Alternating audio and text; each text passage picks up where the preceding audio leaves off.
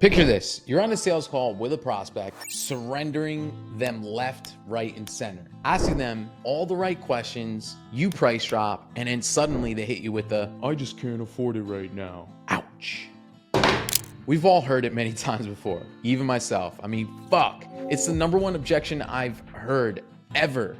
I've still somehow managed to rake in hundreds of thousands of dollars from those same people who gave me a price objection. How, you may ask? Because I'm here to tell you that they are lying. It's never really about the money. I mean, sometimes it is, but most of the time, believe it or not, it isn't. If it was, they would have never gotten on the sales call in the first place. They are interested, and the longer it takes you to realize this, the more money you'll lose. But thankfully for you, you're watching this video, which tells me you are serious about making money as a personal trainer. So in return, I promise that by the end of this video, you'll know exactly how to handle every single price objection that comes your way without dropping your prices or being pushy. Because let me put it to you this way, I'm wearing a $100,000 AP watch right now. See it?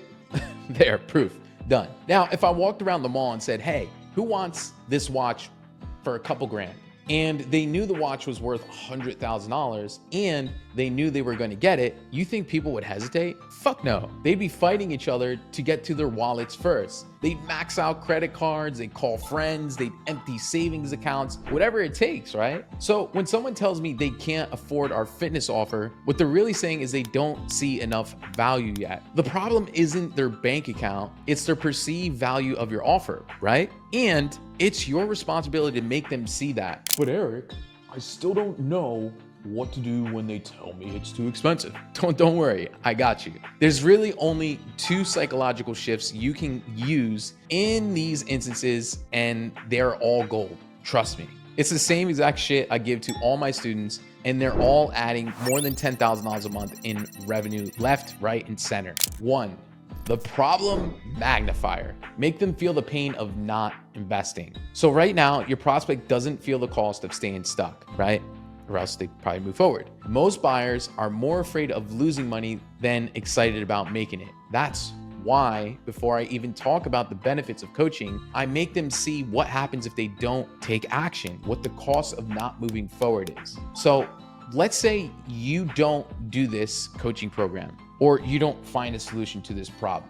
What happens in 3 months, 6 months, or a year? Whatever it may be, this isn't about scaring them. It's about getting them to see the reality for what it is. You see, sales is all about getting the prospect to identify their own problems, their own fears, and their desires so that you can hand them the solution on a golden platter, because the truth is they can't afford not to solve this problem. Second thing is the reframing hack. Make them see they're already spending more on useless shit that they don't need. See, people always say they have no money until it's something they value. So here's how you flip their thinking. Instead of letting them focus on the cost, help them see where they're already spending money that isn't serving them. Get them to be resourceful. For example, you could say something like, John, let's be real.